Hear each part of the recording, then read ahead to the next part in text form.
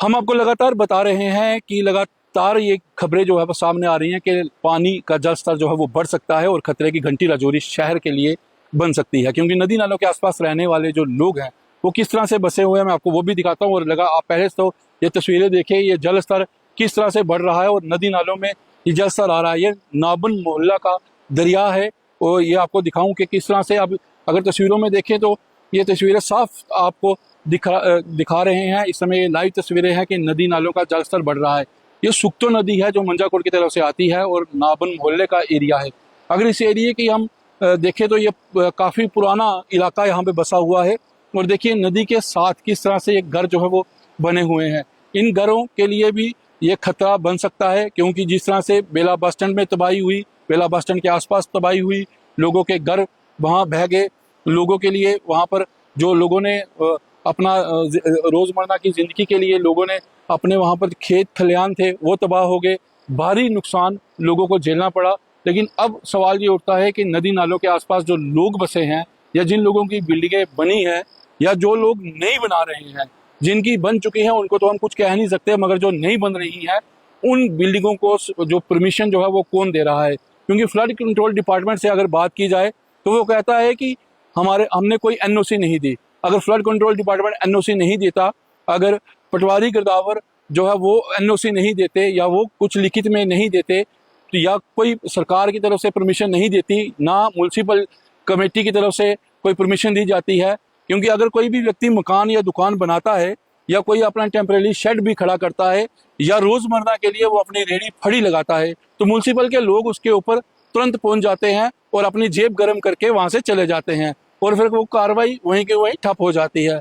या municipal committee के लोग उस पर शिकंजा कसते हैं जिसके पास चंद पैसे होते हैं, क्योंकि वो पैसा लेके उसके बाद चले जाते हैं, मगर उससे कोई पूछताछ नहीं है। लेकिन सवाल ये उठता है कि अगर यहाँ पर म्युनिसिपल कौंसिल है, यहाँ पर फ्लड कंट्रोल डिपार्टमेंट है या बाकी सारे अदारे यहाँ बैठे हुए हैं, तो फिर ये दुकानें, ये मकान जो फ्लड जोन के बीच में आता है, ये कैसे बनते हैं? क्या मिलीभगत होती है या फिर जेब गर्म की जाती है? क्योंकि ये आप तस्वीरें साफ तौर पे देखें, क्योंकि ये कभी भी खतरे की घंटी बन सकता है अगर ये जल स्तर बढ़ता है। ये और जल स्तर अगर बढ़ता है या ये दोनों नदियां उफान पे होती हैं तो ये जो नाबन मोहल्ला के आसपास जो लोग बसे हैं, इन लोगों की जिंदगी के साथ देखिए किस तरह से खिलवाड़ किया जा रहा है। आज कहा जा रहा है कि बेला बस स्टैंड के पास क्रेट दोबारा से डाले जाएं ताकि लोगों को बचाया जा सके। मगर मेरा सवाल ये है कि नाबन मोहल्ला में क्रेट कब पड़ेंगे, नाबन मोहल्ला में ये बाउंड्री वाल कब बनेगी? क्योंकि ये साफ तौर पे आप देखिए तस्वीरें, अगर जूम करके हम आपको दिखाएं तो ये देखिए नदी नालों के आसपास ये लोग जो है वो बसे हुए हैं। और यहाँ पर देखिए कुछ नई जो वर्क है, नया कुछ नई इमारत भी यहाँ पर जो है वो बनाई जा रही है।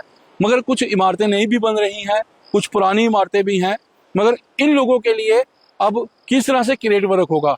जहाँ मैं खड़ा हूँ ये भी अगर लैंड आप देखें तो यहाँ पे भी कोई क्रिएट नहीं पड़ा हुआ है। ये आश्रम है और आश्रम में देखिए यहाँ पर कोई क्रिएट नहीं है, कोई वाल नहीं है, ना ही कोई आगे है। एक नाला इस तरफ से आता है और एक नदी ये है। अगर दोनों ये इकट्ठी हो जाएं तो आगे वालों को काफ़ी नुकसान होगा।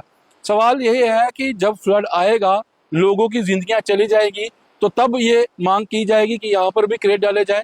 लोग कहते हैं कि क्रेट डालो, तो फिर क्रेट तो पहले से पड़ जाने चाहिए। और आज कई तरह के सवाल जो है प्रशासन पर भी उठ रहे हैं कि मिली भगत के कारण क्या ये सब कुछ हो रहा है राजौरी के अंदर। और राजौरी के अंदर जब कुछ बह जाएगा, कुछ लोग मारे जाएंगे, उसके बाद ये कहा जाएगा कि यहाँ पर भी क्रेट डाले जाएं।